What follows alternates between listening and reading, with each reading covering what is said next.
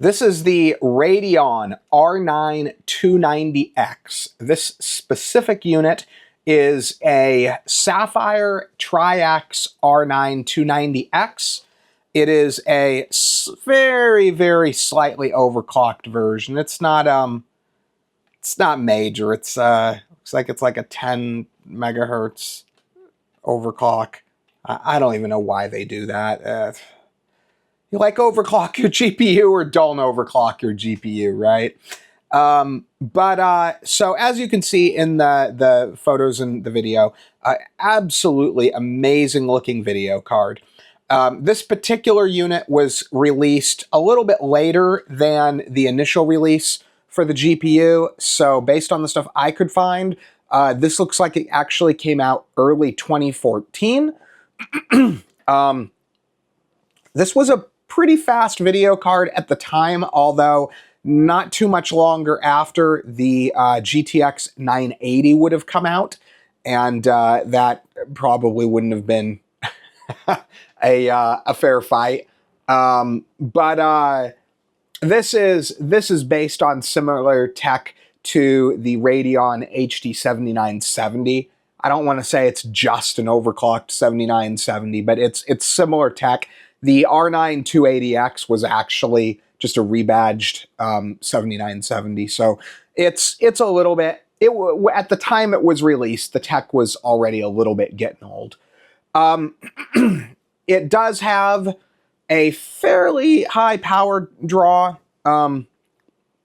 You've got dual power plugs. It's got the 6-pin and the 8-pin. And they recommend 600. That seems to be just the generic. Everybody seems to want to recommend 600.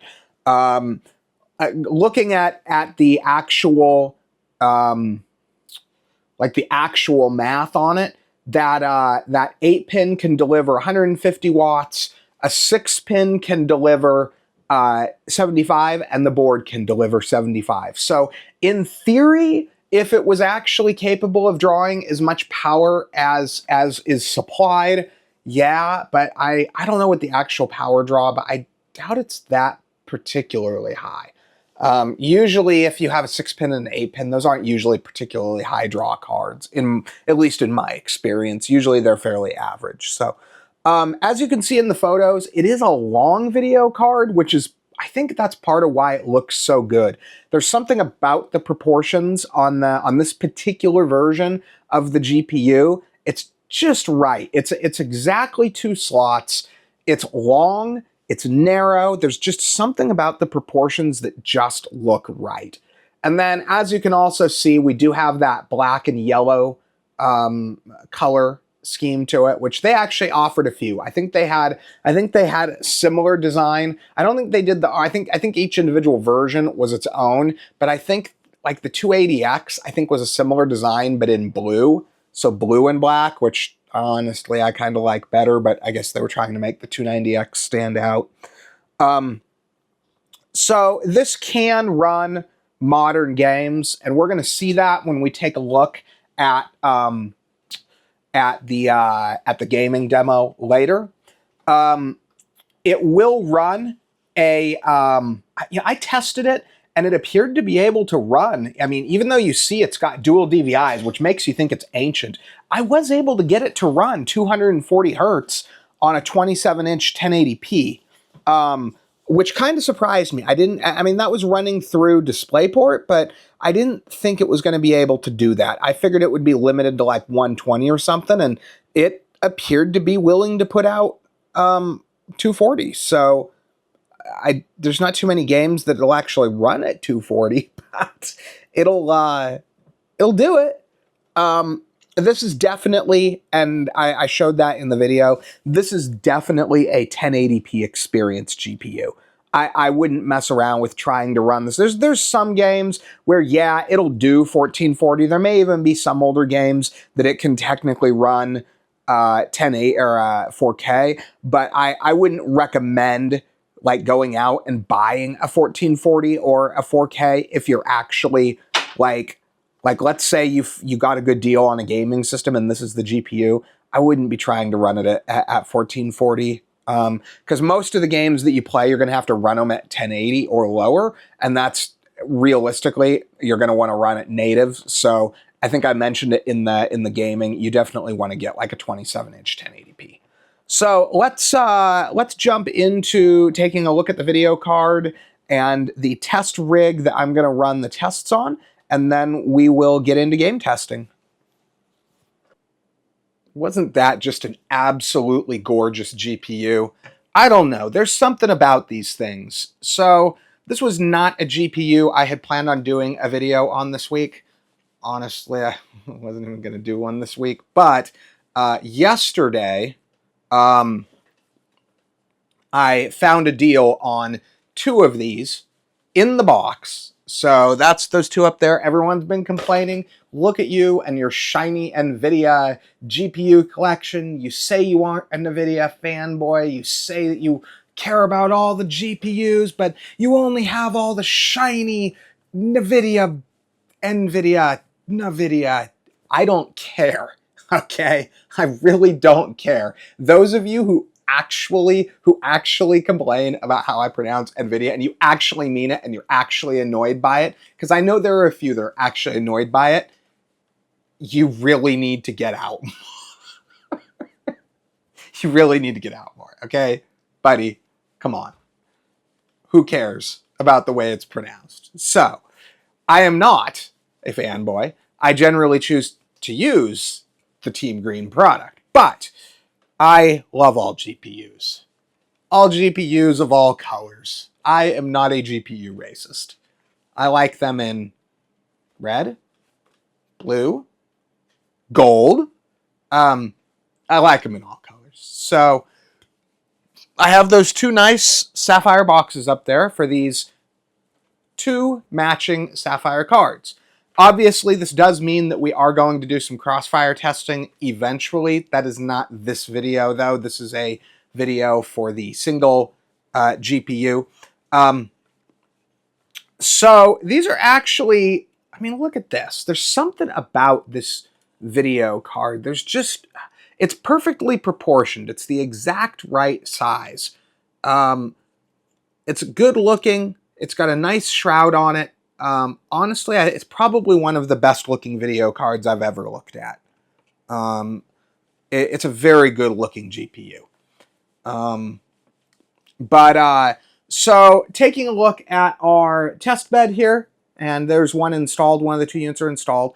We're running a slightly newer, I didn't have a build set up that was quite the right vintage, so I ended up using this. This is, for gaming purposes, it's probably going to be pretty close to, I don't know, maybe like an i7 7700K, something like that.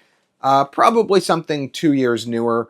So keep that in mind. It's going to have a little bit higher performance than if I had tested these more appropriately with, like, say, the 4th gen, which maybe I'll do that later.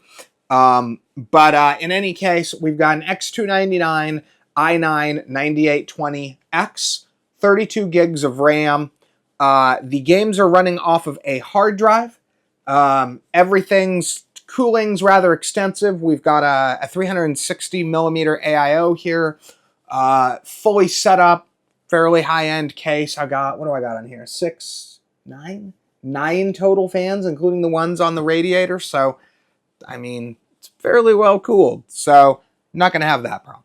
So let's jump into the game testing, have some fun, and show you how it runs.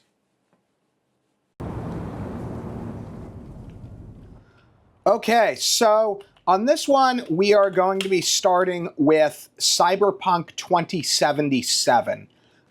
Slightly different reason, though, than normal. So the reason we're doing Cyberpunk 2077 is because it's a really good example of a well-optimized modern game. I know a lot of people don't think of Cyberpunk when they think of well-optimized, but this is not the game that it was when it was released in 2020. This is one of, if not the best optimized games out there. It can produce a good image and a playable experience on absolute bottom of the barrel hardware or in this case, ancient hardware. We're looking at a, man, I think this is an 11 or 12-year-old video card now. I think these were 2012, maybe 2013 at the latest, I think. I'll have to look. I forgot to look. I should have looked. But like 2013, I think, at the very latest. So this is a video card that's 10, 11, 12 years old. And I mean, look at this. So we're running, so we're taking advantage. Okay, so we're running 1080p, and then we're taking advantage of the FSR3, and we're taking advantage of AMD FX FSR. And let's actually put it on the quality upscaling setting. And then we have the regular settings completely maxed out. So high crowd density, all the settings, ultra, ultra high, psycho, everything maxed out. And this is, as I have said with many of these GPUs, this is an excellent example of upscaling done right. So this is exactly where you want to use the upscaling, is when it's the difference between a good experience and not. I mean, I say it with every one of these older GPUs. I get that you don't want to do this on a brand new $1,000 GPU. Like, I get that. But on a 11 or 12-year-old GPU, where you can use this and produce a playable experience, that, I mean, looking at this compared to, say, what I would see out of my 4090, I mean, is the 4090 visually better? Yeah. But I would argue it's not, 5 times visually better. It's not the difference between fun and not fun. So, just something to think about there. Guys are all going to be shooting at me.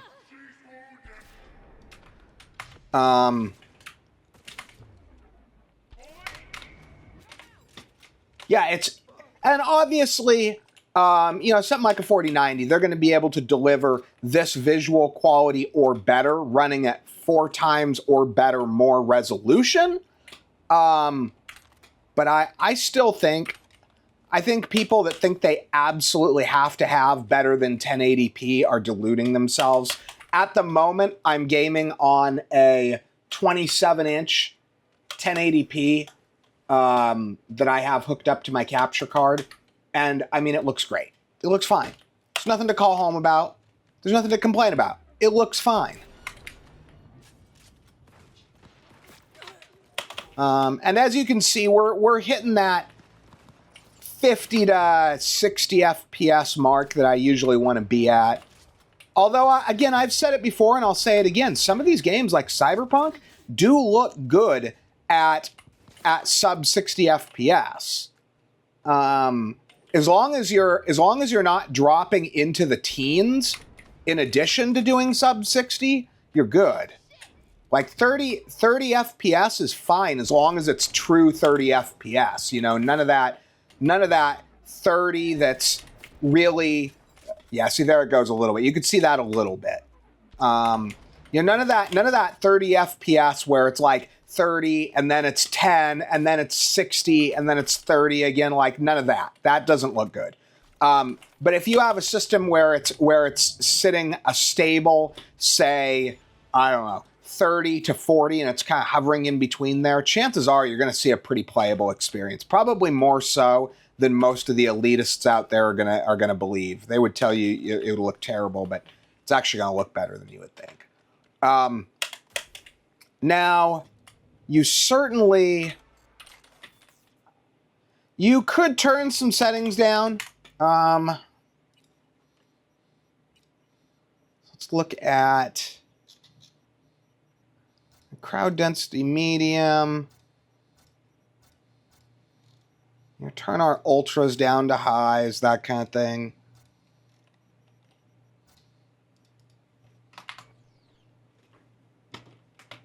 Okay, yeah, and that was a few things. Now that'll probably, if you gotta have your your 60, this will probably hold you pretty solid at that 60. There is some image quality issues that I'm going to relate to the age of the GPU. I mean, there is a limit to what these old cards can do. I mean, it's impressive what we're seeing here, but there are definitely limitations. But I would argue that it's absolutely a playable experience. You toss this on like a 27-inch 1080p, 144 hertz IPS, something like that, you're golden. It looks good. So anyway, that's our first one. I guarantee you the rest of them are not going to run this good. Unfortunately, a lot of other newer games are not as optimized as Cyberpunk 2077, and they don't have quite as good of software enhancement features as Cyberpunk 2077, but I wanted to kind of give you guys an example of just how good it can look on the right game if the effort has been put in. So let's move on to the next one. Okay, so we have here Assassin's Creed Odyssey. Obviously, this isn't quite as new as, say, Cyberpunk 2077, but it is still a solid half-decade newer than the GPU itself. So the GPU came out in 2013, and this came out in 2018. So it does still give you a pretty good idea that the GPU definitely has some solid staying power to it. Oh, I didn't know I was holding that. Cool. And it's a very modern looking game. It honestly, I would argue that Odyssey looks as good as any modern game in this class. So we're currently running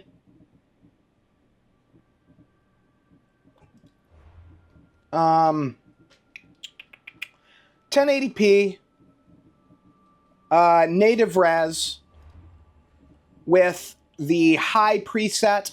There's quite a few presets, so it's a little bit, you've got low, medium, high, ultra, and ultra high, very high, high. So this is kind of, it has a little bit more than a standard low, medium, high, ultra. It's got that extra setting in there, but that's not using much video RAM either. And, you know, if you want to fool around with the settings, there's definitely space, playability to go to 1440p if you really wanted to. But right now, with the way we're set up here, I believe that in 2025, these types of GPUs should be used to provide a solid 1080p experience. I honestly don't even think you should be buying a 1440 monitor if you're trying to run one of these older GPUs. Because yeah, you're going to find some games that can run 1440, but some of the most demanding ones aren't going to be able to. And then you're going to have a situation where instead of having a solid native 1080p experience on a good, say, 27-inch IPS 1080p monitor, you're gonna be looking like garbage on a 1440p. Like if you go buy a 1440 OLED, I mean, it's great and all, but you're really gonna be better off with a native 1080p if the majority of the most demanding games you run are gonna be 1080p games. They just don't scale very well on LCDs. It is what it is. It's always been that way. Now, if you're buying a GPU like this, if you've just got your hands on one, and you're only ever planning on playing games that are 5, 6, 7 years old at the newest, then, you know, it might be worth it to go with a 1440p monitor, because you're going to run fine. But if you're planning on playing anything newer, like, say, Cyberpunk 2077, using upscaling, stuff like that, I think you should stick with a 1080p monitor. Okay, so we don't really need to look at much here. Oh, here, we'll get a look at the water.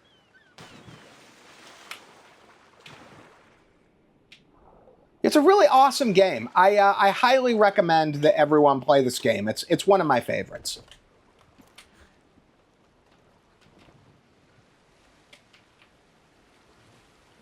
So that should give us a solid idea on Assassin's Creed. Oh, look, the FPS did go down a bit. I wasn't expecting that.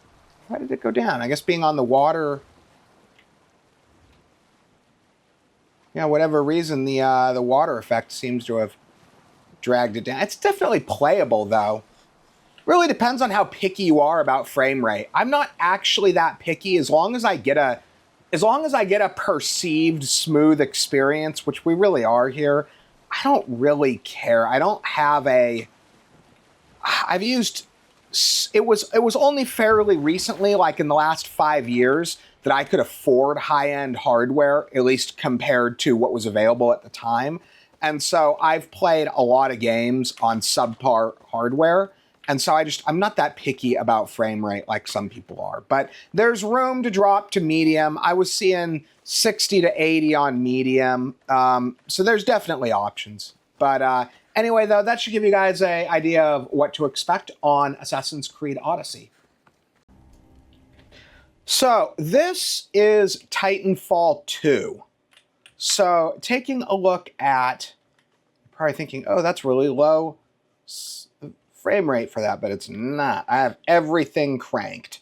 The big thing that really drew us down was running the highest anti-aliasing option, the highest texture filtering, the Anisotropic 16X. Everything is completely maxed out here. So keep that in mind when you see how good this looks and what the actual frame rate we're running at. Looks like we might have had a little bit. We are running off of a hard drive, so you are going to see some minor imperfections, minor hitches here and there. It's going to happen, but the heck? Now I'm trapped. It's been a couple of months since I played this, so. Ah, yes, this is this game.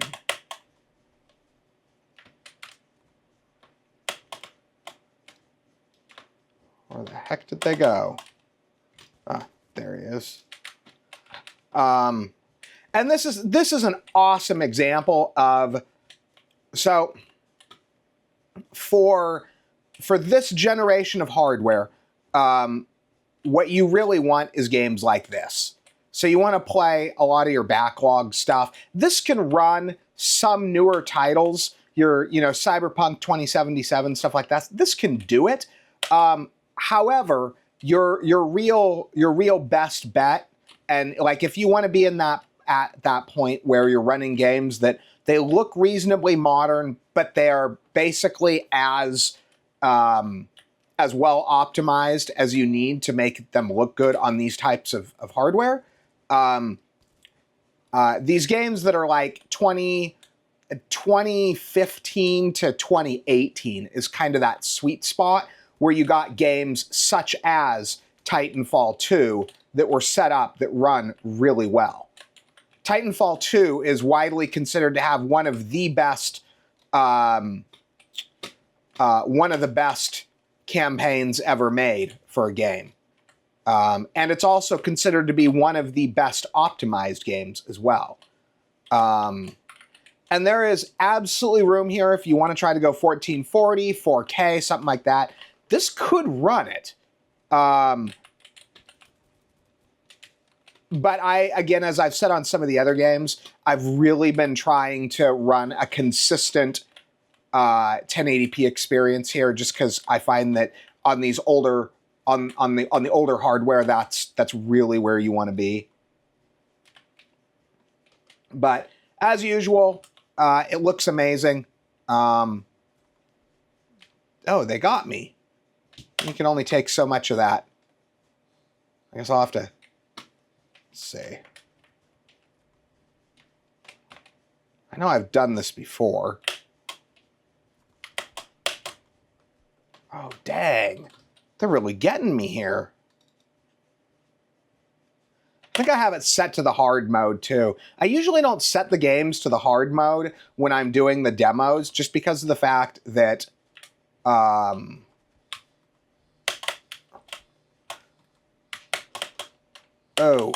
Oh no. Did they get me? Ah, I made it. Maybe. Oh, look at that. They were not expecting me there. Ha ha. I guess that's how you do it. But anyway, this gives us a really good idea of what to expect on Titanfall 2. And we'll keep moving on. Okay, so... Oh, that's interesting.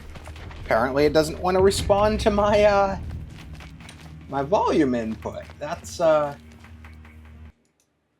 it's very interesting indeed. Okay, we'll turn that down. So it's not as good as I'd like. The experience is a little bit compromised, but it's not horrible. So in order to get you where you want to be, to have kind of a smooth experience, you're definitely going to be running 1080. I would not try to run this on 1440 or 4K. I wouldn't do it. The game isn't optimized well enough to hit that at a real playable frame rate. You're going to need to use the FSR, which it looks like it's an older FSR implementation, unfortunately, because it has the ultra quality all the way to performance. That indicates typically, I think, FSR 1 or 2. And then running it at the medium graphics setting.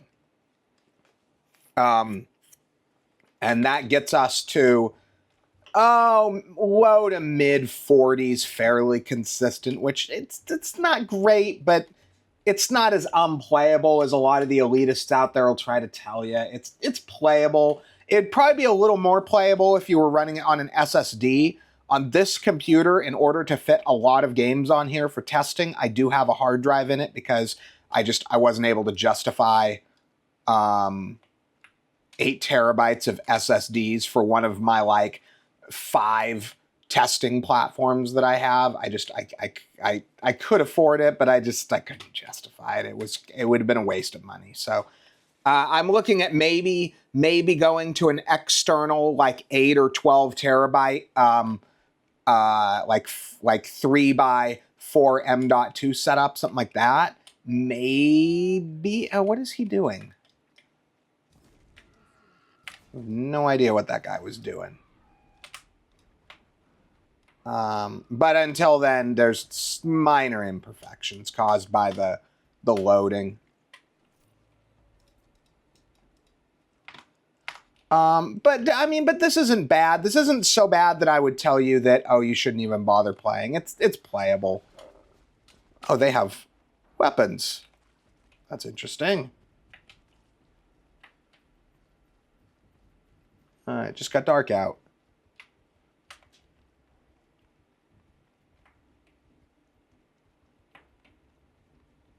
It's definitely on the very edge. Like a GPU lower than this, any lower level than this, I would say it's not worth it. Just wait until you have something faster so you can actually enjoy it. But I would say this is probably the bottom experience for Horizon Zero Dawn that I would recommend as like still fun and enjoyable and looking good enough that the general experience is here.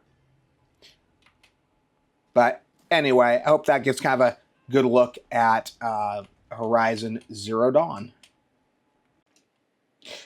Okay, so this is Fortnite, which I've actually been pretty impressed with for the age of the system overall, because we don't have, everyone's always saying, oh, you know, it's CPU, it's CPU driven. Well, we're not running with a fast CPU here. We have an old X299 Skylake based CPU, so it's not particularly fast by modern standards.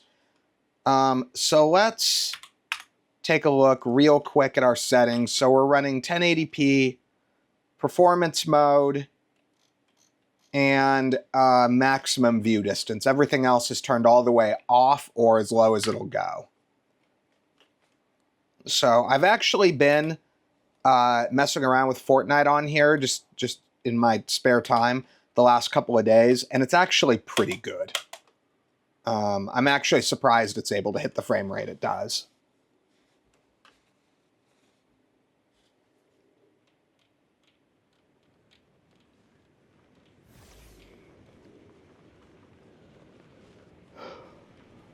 It's not going to hit what you see right there. It's not going to hit quite that high, but it hits. I think I was seeing like a solid 120 to 180, something like that.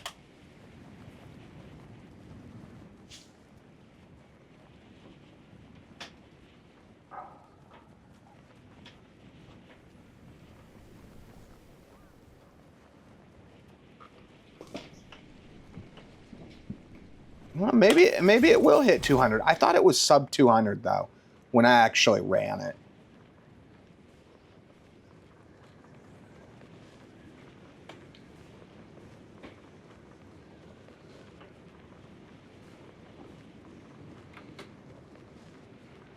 So typically I like to go way the heck far off just because I'm not the best and I need to try to get enough video for us to have, you know, a solid couple of minutes of gameplay.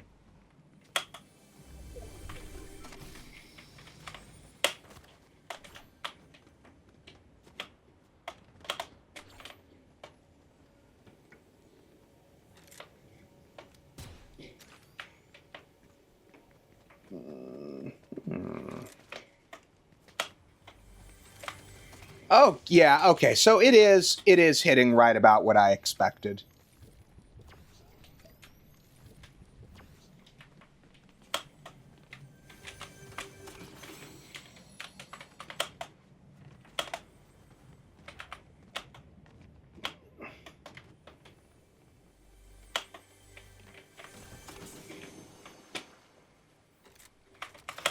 I'm almost to the point of being bored with the whole Star Wars thing.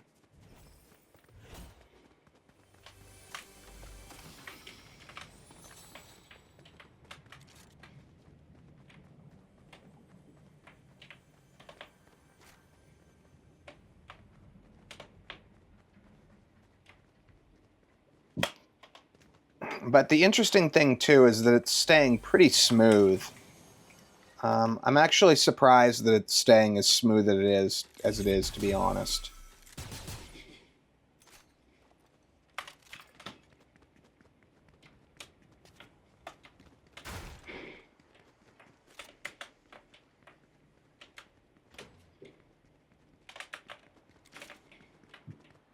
Usually with these older systems, it'll hit decent frame rate, but then it'll...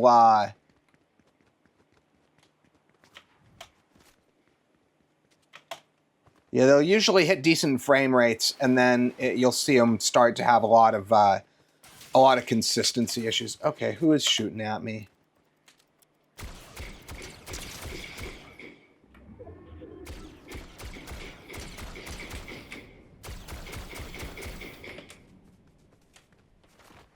Well, at least we got a couple of... the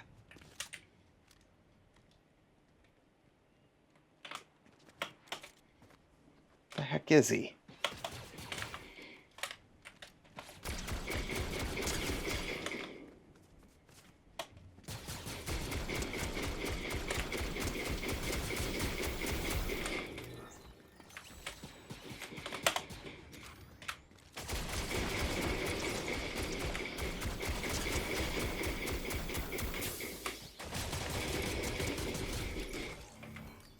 Well, as I said, I'm not very good, but I was better than them.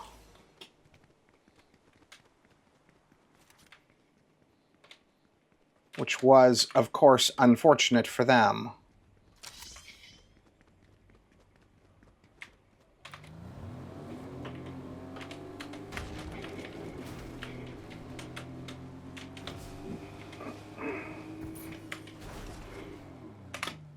I think there was a bit of bot action going on there too, though, so...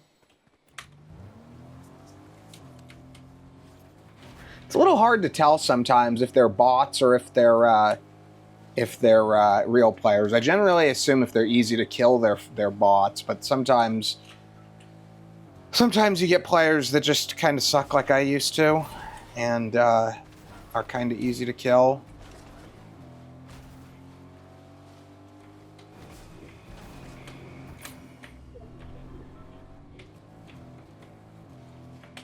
I think I might be to the point now where I'm slightly above average, so I can actually get a lot of the people.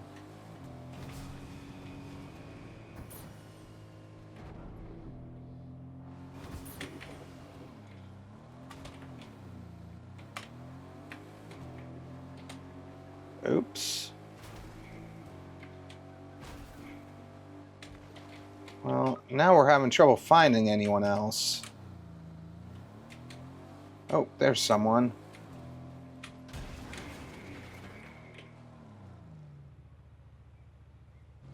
Okay, where did he go?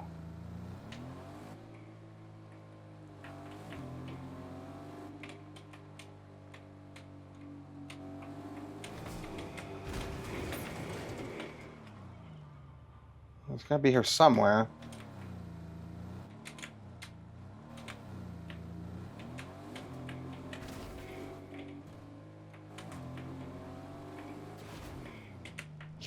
Okay, well, this gives you guys an idea of really what to expect on Fortnite, so I'm going to call it good with this.